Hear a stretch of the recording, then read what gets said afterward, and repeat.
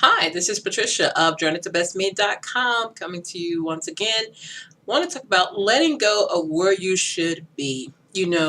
Some of us have our whole lives mapped out, planned out, and, to the nth degree, but you look up, you're not where you planned or what you planned. Example, by this time I want to be such and such, or I want to be married with 2 kids. I hate that 2.5 because I'm like, you can't have no 2.5 kids. But anyway, married with 2 kids, husband, this, I want to live in here, making this much, so forth.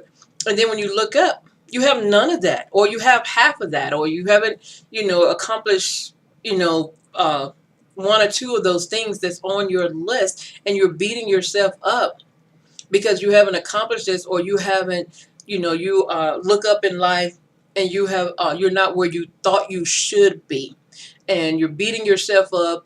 You're just relaying that or replaying that, and constantly getting yourself down because you don't have this, or you're not at this particular place that you thought you would be. So I want to say, let go of all of that. Let go of where you should be, or where you think you should be, or where you want it to be in life, or at this point in your life. Let it all go, release it, so that you can move forward and get to where you want to be. And the reason I say let it go, because you're still holding on to that. It's keeping you from progressing if you're still beating yourself up about it, especially if you're beating yourself up about it and you're constantly negative about it. Let it go, release it, and just change your perspective to say that, instead of saying beating yourself up, maybe change your perspective or your thoughts and your words, say you're exactly where you need to be at this point in life. And also check your actions, check your words, your thoughts, are they in alignment going back? Because sometimes, and I've mentioned this before, we can keep ourselves in a season or in a place because of our own thoughts, words, and actions.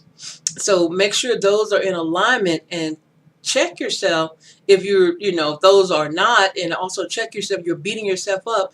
If you're not, if those things are in alignment and you still haven't accomplished where you thought what you wanted, or be where you thought you should be, let it go and just change your perspective, change your words, and look for the opportunity in where you are now. I talk about operating in the now, and myself included. We can get so bogged down or stressed out and worry about something that's going to happen in the future that we may not have control over, or have very little control over, but it just takes it out of the game, and we're missing the opportunities in the now because of that. So I'm just saying, let it all go, then just regroup and actually refocus on what do you want for your life.